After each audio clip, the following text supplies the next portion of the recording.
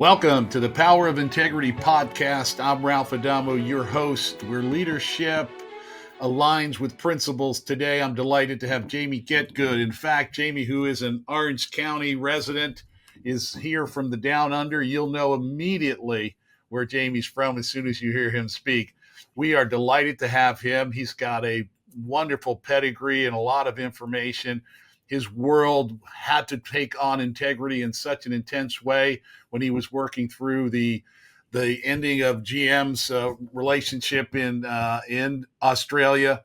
So, Jamie, I'd love to ask you to kind of take us through the path that led you to where you are today, some of the highlights along that personal journey, professionally and personally, and then we can dig into integrity itself.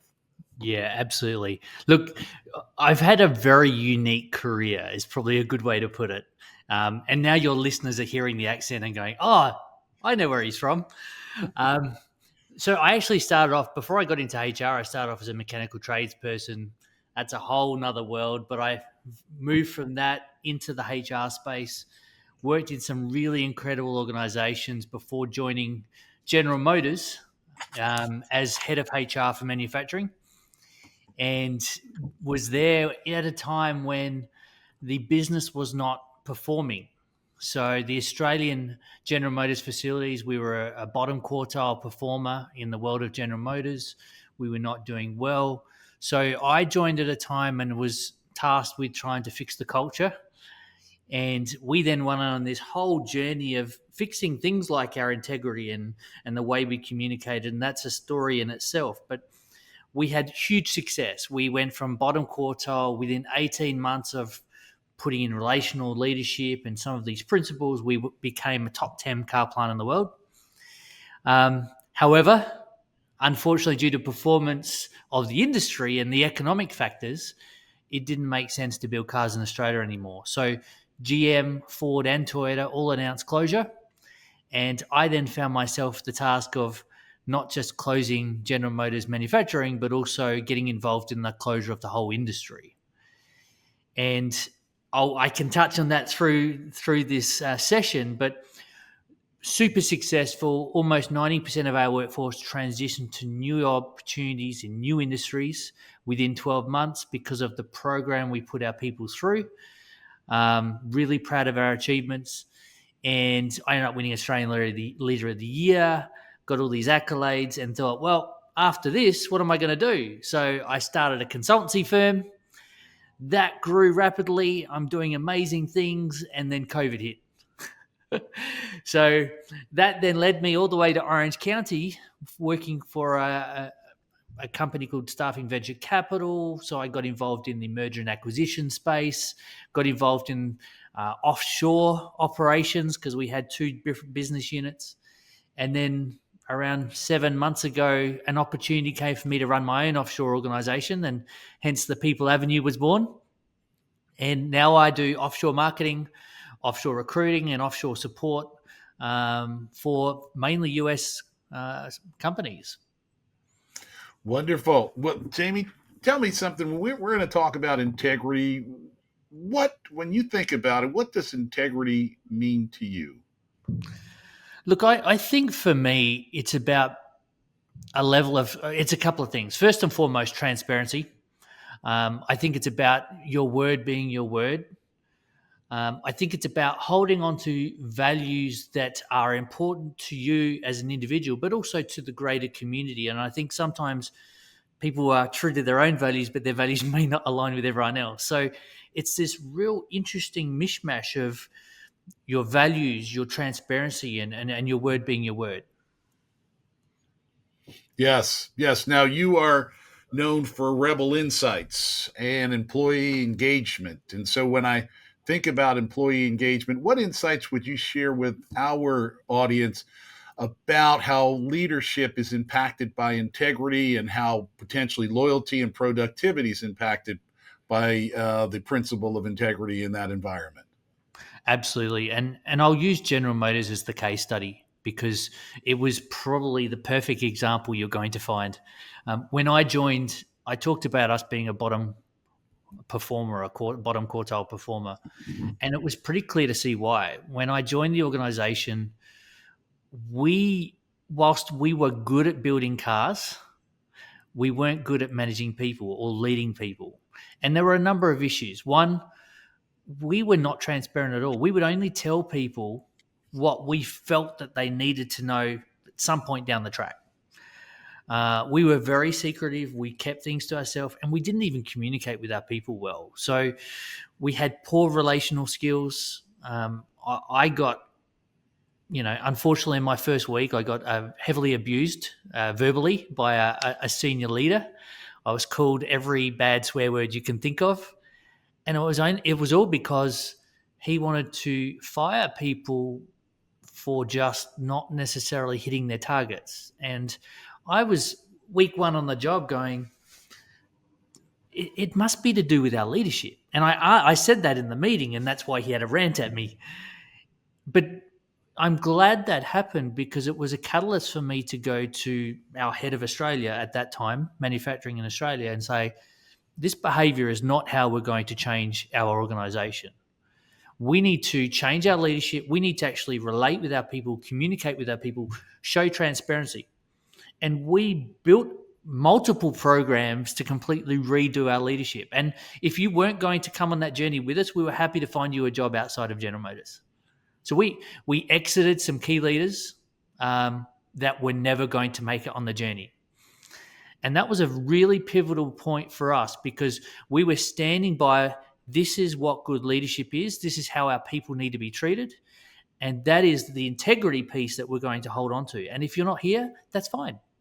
We'll help you somewhere else. and so within 18 months, and one of the great activities we did, we ran what's called a diagonal slice. We took a cross-sectional group of people randomly across the business, and we had 3,000 people at that point in our business making cars. And we put two from here and two from here and a couple from accounting, and we'd bring them in a room, and we did this every day for the first 6 months, trying to change our approach, and basically said, any question you have, we will tell you honestly and transparently. Any question. And we told them everything, product releases, the return on investment we're getting, the finances and what they truly were. And I did this with the unions as well. So I had 7 different unions that I would work with, and there was no trust. So I met with the unions every single week, the heads of it, or the unions, both internally and externally. And same thing. All right, put it on the table. Let's talk. And I got beaten up. But my word was my word. And they knew 12 months later, 18 months later, if Jamie said it, it's legit. He's not going to lie to us. So I held my values. We became transparent. We communicated well. We started engaging and talking to our people every day. We built engagement programs. And again, our business went from bottom quartile to a top 10 car plant in the world. What's interesting is in our last 9 months of building cars in Australia, now, we gave our people 4 years notice.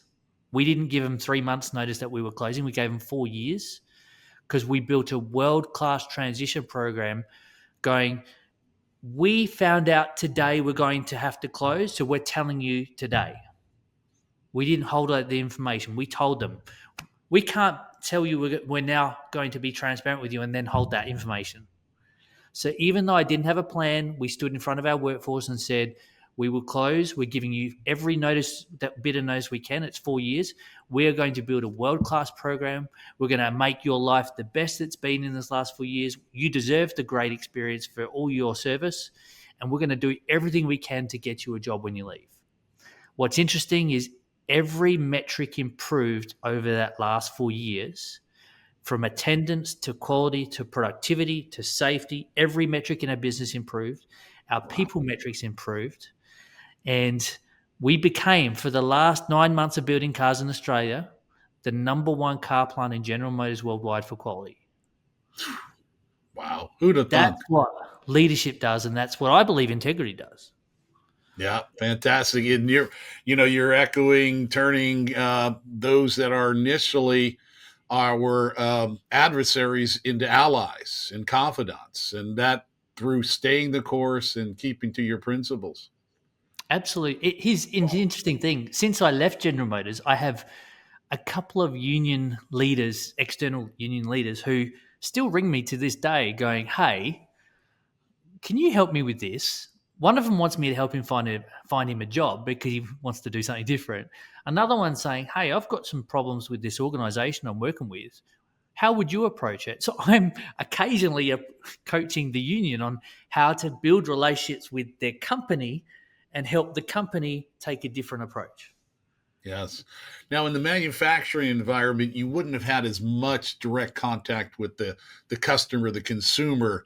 You would have heard information probably from your dealership program, your franchisees out there. But when you think about it, and maybe in your second life in consulting, what do you think the principle of integrity plays in terms of customer loyalty? Look, I think it's absolutely critical.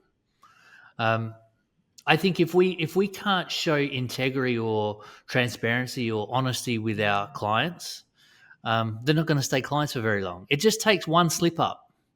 I've worked with people in the past that are very flippant or expand their capabilities to a client far greater than they ever were. Um, and you know, I over the years I've met some of these organizations. And they said, yeah, you know what, we knew some of those things were a little inflated, and that's why we struggled to work with some of those organizations. And now I'm building relationships with them because they've seen my integrity. So I've actually won some clients from my previous worlds because I've stayed true with who I am. And I think that goes internally as well. I know some of my employees have talked about past employers, and I've sort of spoke to my workforce and said, hey, as an organization, I want to be all about having the right values and integrity. So we're not going to talk negative about anyone in our past, even if bad things have happened. Let's talk about positive situations. Let's talk about our future, and let's bless those before us and honor them, and focus on what we can do to make a difference for our clients. And I just think it's just principles that make a difference. Boy, sure does, doesn't it?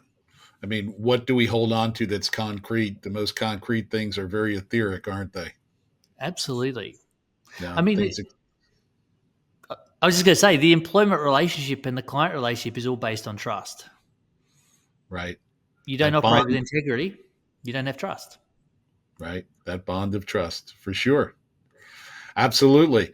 So tell me something, because pretty much everybody I encounter, especially on the podcast, they have a story in this regard where integrity was tested, where the opposite side, where the counterparty entered into a situation or a relationship and the integrity was lacking, or it wasn't quite where it should have been. Can you give an example to our audience of how that was tested for you over Yeah. your career?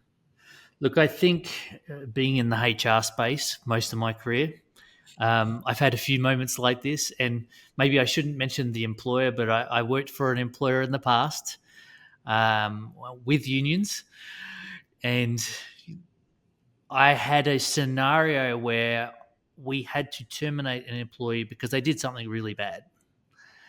Um, and this particular scenario, I was challenging the validity of the data I was given and how bad of what he had actually done was complete, like whether he had actually done the scenario that I'd been told. And I kept pushing, something didn't feel right. So I refused to terminate this gentleman from some of my senior leaders and said, until I have the data I need, I'm not going to terminate. And I'm not going to stand in court and lie. I'm not going to stand in court and say I did the right thing in terminating this guy if I don't believe it myself. And what was interesting, this particular gentleman had punched another guy within our workplace. They had a punch up. And the story was, they said, doesn't matter, he punched, he's out, sack him. And I said, well, why did he punch? Until you can ask me that why, I don't want to know more. And it doesn't matter, he's done the deed. And as I dug deeper, I spoke to my HR team and I said, I want 5 whys here. Why? Why did he punch? Why did that happen? Why did that happen? And until you've done that. So they came back to me and said, look, what was happening is this guy was going through a really severe divorce. And every single day he'd come to work and the guy next to him would say, oh, your missus kick you out again. And would really make harsh, brutal comments about the divorce that he was going through. And it got to a point 12 months later, he had mentioned it to his team leaders and to his supervisor, and no one did anything about it. And I got to a point where I found out the truth and said, hang on a minute, we failed him because we didn't take leadership in dealing with it when we found out 6 months ago. So maybe we should be terminating ourselves, because guess what? He wouldn't have punched the guy if we had dealt with it. So guess what? The guy that had caused all of this and doing the conversations and getting this guy upset was the one that got terminated. And the guy that ended up doing the punch got a first and final warning, because you can't obviously accept all behaviors, but he kept his job because we failed him. Wow. So that's a real story. Yeah, important story. I want to pivot a little bit, maybe a little bit because of your expertise and your rebel insights. I'd like to cultivate a few more insights about employee engagement. So off of the beaten trail of integrity, what are those other insights you might share with our audience for their edification about employee engagement? Look, I think first and foremost, you can't truly engage your workforce until you know your workforce. Doing a barbecue every week is great. That builds a level of engagement, but it's surface level. And I would often get people saying, well, we've got this employee and he's really bad. And I'd say, okay, why is he bad? Like, does he actually enjoy his job? What is his values? Did he want to do this job? Did he have other dreams? Until you know those questions, get to know them, talk to them. Spend time every day asking them about what they did on the weekend and what their favorite food is and what their dog's name is. And get to know them. And once you do that, talk to them about those aspirations and those dreams. And once you align someone's values and help them see their why and how they make a difference to your organization and the values, all of a sudden their values aligned, they see engagement, and now they're bought into what the business actually represents. And I used to say something, I said this to my leadership at General Motors all the time. Do you believe that employee said is bad, wakes up every morning, turns off his alarm clock and says, I'm going to be an idiot today? I don't believe that's what they say. I believe they wake up and go, oh, I've got to put up with this today. And they've probably got factors that have caused them not to be who you want them to be. And it could be our fault again. So if you get into that understanding why they get out of bed and try and address their values and their purpose and their why, then you're going to get a far more engaged employee than just running a barbecue. So part of our turnaround at General Motors was exactly that. We got to know our people. We had regular conversations on a daily basis. We did one-on-ones all the time. And then where possible, if their values and dreams aligned with something we could help them with, we did it. I had an accountant that wanted to become a manufacturing supervisor. And we only found that out once we started talking to him. And all of a sudden, an opportunity came out where we could use him on a side note to learn a little bit about manufacturing. Oh, his performance went off the charts in his accounting role, and then eventually in manufacturing, when he got his opportunity, he was one of our best supervisors because we patched into his desires. Yeah. Sometimes you've got to get deeper with people rather than just go, here's your KPIs, here's your targets, go and get it done. Yes. Yeah. If they don't buy into the vision and the mission where it's a personal alignment for them, absolutely, it either engages them and bring meteoric results, or potentially collapses them under the weight of the same old KPIs. One more day, one more drudgery. There was I think it was a Fortune 1000 CEO wrote a book called Employees First. You're kind of echoing that whole narrative from employees first, where everyone thinks, well, it's the customer first. But no, the real fact is, for a great business, the employees got to be first for us to turn out the right product and the right service. Absolutely. I think it's critical. It's funny because I run an offshoring company now, and there's this stigma about offshore employees. But because I believe with my workforce, because we invest in the people and we try to align their values with what we do, I believe I've got the best offshore marketers and recruiters on the planet. And we're changing people's perceptions when they use us because I feel like we've got this people piece right.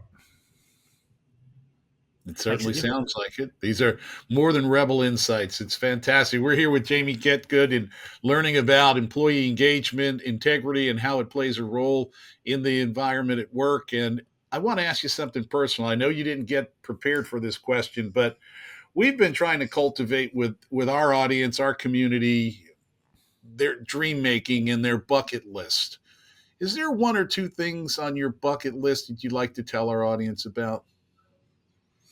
Look, there is actually. So I actually have a real passion to share some of my experiences in this space. So one of my bucket list items was I've spoken in, and this is going to sound really weird because I've lived in Orange County for a while now. Um, I've spoken across Europe, across Asia, across Australia at many conferences. And my bucket list was to have a big conference or a big session speaking gig in America. And despite my experience and so forth, it just hasn't happened. And I think that's one of my bucket list items because I feel like people can learn from my scars, right? And I've got plenty of them. The GM story and many stories in my career. I've learned some incredible values and levels of integrity, but it's come through some things I've done wrong, and it's come through some scars. And why wouldn't I share that information? So that's one of my bucket list items to sort of, help people in America with some of my knowledge and experience. Yeah, unpacking that path and a journey you've been on, and helping them avoid the toe stubbing experiences through other Yep. people's experience. Yeah, OPE, other people's experience. I like to think of it. For our younger audience, Jamie, what would you share with them? They're starting out in their careers, their new launched business. What are some of the thoughts you have when you think about when you started, and then over the years, the things you wish you would have known to tell that young audience? Yeah. Look, I think first and foremost, do some homework and get the right mentor. Um, I can honestly say, if it wasn't for some of the key people in my world through my career, I probably wouldn't be the person I am today. Interesting, when I moved from an engineering role to HR, I was a bright young tradesperson. I won some awards as a tradesperson. The company I was working for at the time was called Electrolux. Okay. And they basically said, hey, we want to move you from this trade/training role that you've been doing for us into a HR role. We think you've got this amazing attributes. And the CHRO at the time said, I see something in you, and I'm willing to pay for your degree, and you can be side by side with me for the first 18 months. And he became one of the best mentors I've ever had. And partly because, not just because he was a good HR person, he was an ex priest. So he brought this whole different level of thinking on people that I don't hear a lot of HR people talking about. His views on people and compassion and values and integrity.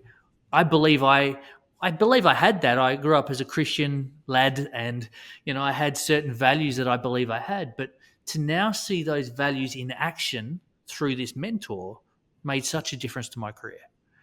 And over the years, I've had many other mentors, and I think go and find a world class mentor, someone that you respect, you value, that is willing to speak into your life, and then run with it. Because I think it's easy to go on the journey and make the same mistakes I've made in my career, but it's even easier when you've got someone in your camp going, hey, maybe you should go down this path. Or, you know what, I wouldn't do that. I would do this. Yeah, no, you're echoing what a wonderful that insight is not just for the intelligence that's imparted and the information that's imparted. It's the confidence that they're cheerleading. I could hear how they set your future pace for you of where you're going and how you're going to get there. And it also reminds me about you'll be who you are 5 years from now, but for the books you read and today the books you listen to and the people you meet and know. And it Absolutely. really does, yeah, really does drag you to new heights and leveling up.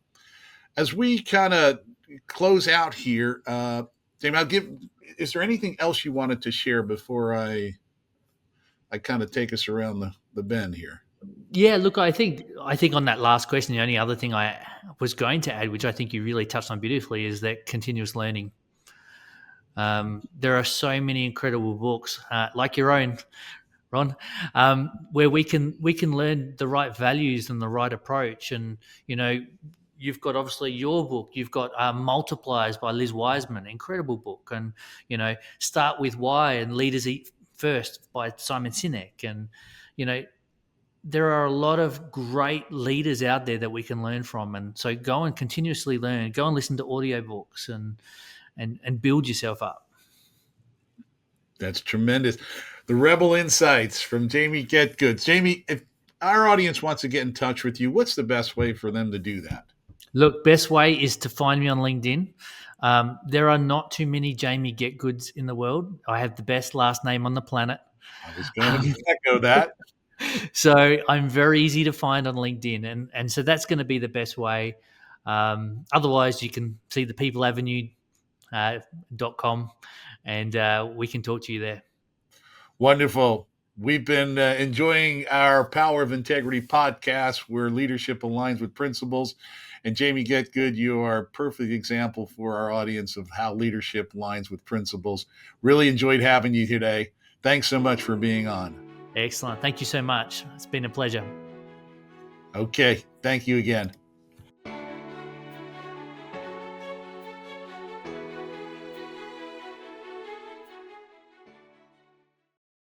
The information presented in this program is provided for informational purposes only. The information is believed to be reliable, but no guarantee of accuracy is made or implied. Expressions of opinions are as of this date and are subject to change without notice. The information in this material is not intended as tax or legal advice. Please consult a legal or tax professional for specific information regarding your individual situation. This information does not constitute a solicitation or an offer to buy or sell any security. Investing involves risks, including possible loss of capital. Ralph Adamo is registered with the securities and are offered through Kovac Securities Inc., member FINRA, SIPC, 6451 North Federal Highway, Suite 1201, Fort Lauderdale, Florida, 33308. Telephone number 954-782-4771. Investment advisory services are offered through Kovac Advisors Inc. Integrity Wealth Management is not affiliated with Kovac Securities Inc. or Kovac Advisors Inc.